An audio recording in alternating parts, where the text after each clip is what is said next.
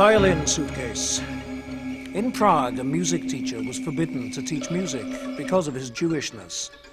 He kept his valuables and his violin. If the violin could not play music, it could be well used as a safe to house a meager inheritance for his children. 3 girls and 2 little boys and a baby. Their mother had died of puerperal fever.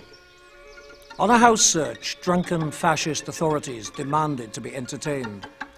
They pulled up 5 chairs and a sofa and sat with the music teacher's children on their laps. The lack of resonance in the violin disappointed them.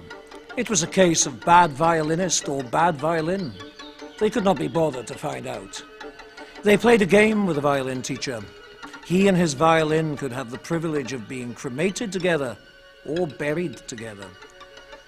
Bad music was not permissible in a former capital of the German-speaking Austro-Hungarian Empire.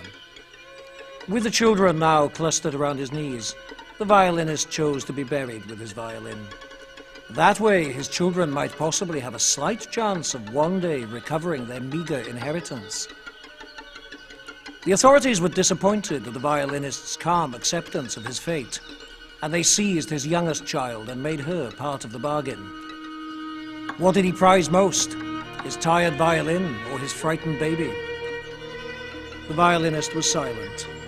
They built a pyre in the buttercup field opposite the violinist's small house and gave him a choice which should be burnt first, his baby or his violin. Which was the greatest treasure, his music or his youngest child? The music teacher came out of his frozen trance in horror that such a suggestion could pass through a human imagination. He threw himself at the monster who had suggested such a thing. The violin teacher was shot, and he was burnt on the pyre with his violin whilst his children watched. When the ashes cooled, they went in search of their inheritance, which to them was not the contents of the violin, but their father's charred bones. The imperishable contents of the violin case were discovered some months later when they came to cut the grass of the buttercup field.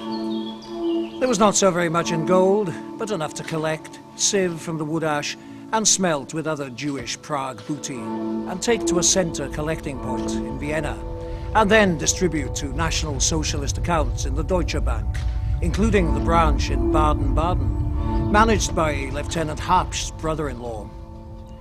Lieutenant Hapsch collected the bar that contained the meager inheritance of the violinist's children and tried to make that inheritance part of the inheritance of his own child. But he failed because of a white horse.